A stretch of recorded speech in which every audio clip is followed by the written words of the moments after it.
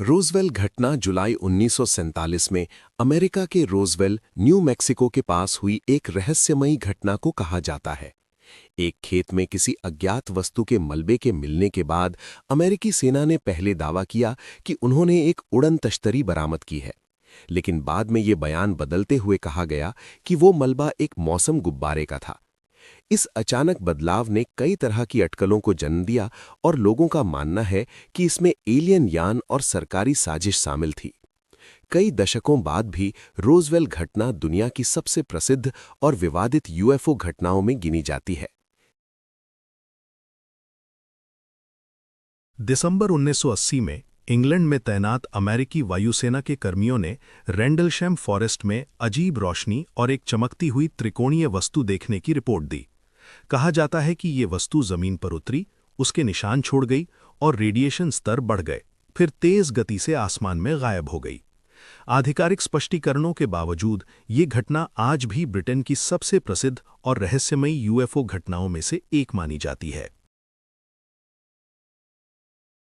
Phoenix lights इतिहास की सबसे रहस्यमयी यूएफओ घटनाओं में से एक है। 13 मार्च 1997 की रात एरिज़ोना में हजारों लोगों ने आसमान में चमकती रोशनी का एक विशाल वी आकार का समूह देखा, जो बेहद शांति से और धीरे धीरे आगे बढ़ रहा था।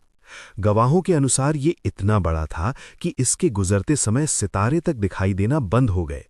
बाद में अमेरिकी सेना ने दावा किया कि ये रोशनियां सैन्य अभ्यास के दौरान छोड़ी गई फ्लेयर्स थीं, लेकिन प्रत्यक्षदर्शी इससे सहमत नहीं है। उनका कहना है कि ये एक ठोस और नियंत्रित वस्तु थी।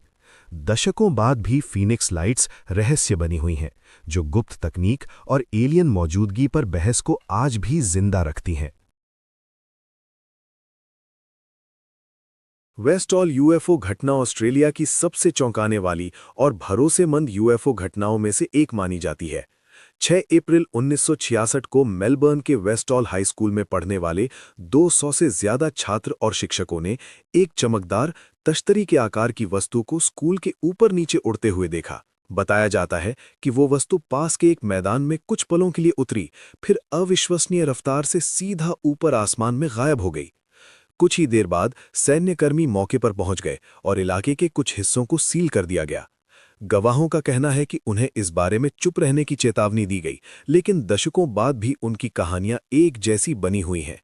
इस घटना की कोई आधिकारिक व्याख्या आज तक जांचकर्ताओं को पूरी तरह संतुष्ट नहीं कर पाई है।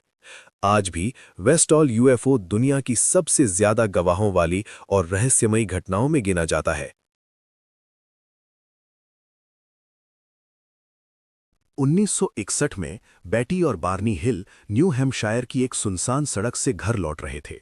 तभी उन्होंने देखा कि एक अजीब सी रोशनी उनकी कार का पीछा कर रही है। वो वस्तु बिल्कुल असामान्य थी, बिल्कुल शांत, बेहद तेज और समझ से परे। कुछ समय बाद दंपति को एहसास हुआ कि उनके साथ समय गायब हो गया है। हिप्नोसिस के दौरान दोनों ने बताया कि उन्हें एक यूएफओ के अंदर ले जाया गया, जहां गैर मानवीय प्राणियों ने उनके साथ अजीब चिकित्सीय परीक्षण किए। जांचकर्ताओं को सबसे ज्यादा हैरान करने वाली बात यह थी कि अलग-अलग पूछताछ के बावजूद बैटी और बार्नी की कहानियां लगभग एक जैसी थीं। बैटी ने एक स्टार मैप भी बनाया, जिसके बारे में उसका दावा था कि उसे उन प्राणियों ने दिखाया था, और बाद में वो वास्तविक तारों के पैटर्न से मेल खाता पाया गया। कुछ लोग इसे कल्पना कहते हैं, तो कुछ इसे दुनिया की पहली दर्ज एलियन अपहरण घटना मानते हैं। सवाल अब भी बाकी है, 1961 की उस अंधेरी सड़क पर वास्तव में क्या हुआ था?